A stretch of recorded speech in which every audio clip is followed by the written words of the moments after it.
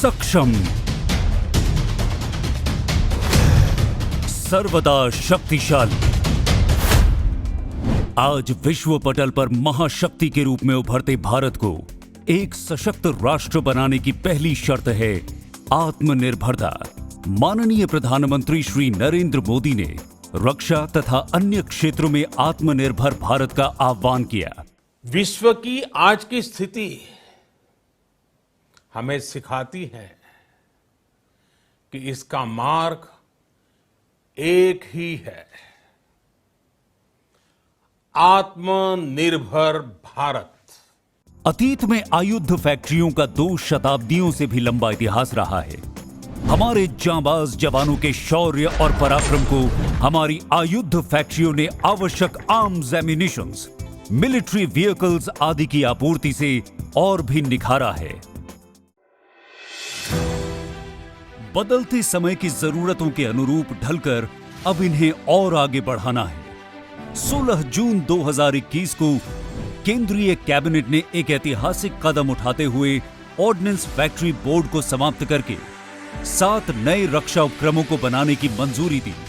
देश के विभिन्न हिस्सों में स्थित इन 7 रक्षा उपक्रमों के अंतर्गत आने वाली 41 फैक्ट्रियों में व्यापक सुधार कर इन्हें अधिक उत्पादक और प्रतियोगी बनाकर नई चुनौतियों के लिए तैयार करने का लक्ष्य रखा गया है। यह सुनिश्चित किया गया है कि ऑर्डिनेंस फैक्ट्रियों को कॉर्पोरेट्स में बदलने की प्रक्रिया में इससे जुड़े स्टेक होल्डर्स और कर्मचारियों के हित पूरी तरह सुरक्षित रहें।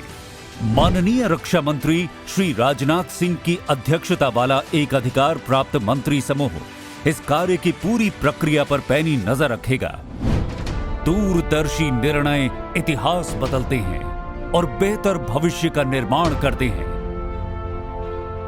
ये कंपनियां अब नई राह पर चलकर import substitution, diversification, newer opportunities और एक्सपोर्ट्स को हासिल करेंगी और आगे बढ़ेंगी। इस लक्ष्य की प्राप्ति के लिए सरकार ने ऑर्डिनेंस फैक्ट्री बोर्ड के 65,000 करोड़ रुपए के कॉन्ट्रैक्ट्स इन कंपनियों को हस्तांतरित किए हैं।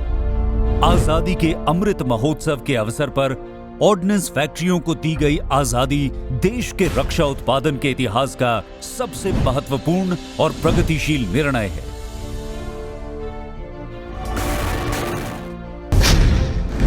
ये एक सुनहरे युग की शुरुआत करेगा और आयुध निर्माण में पूरे विश्व में भारत का परचम लहराएगा।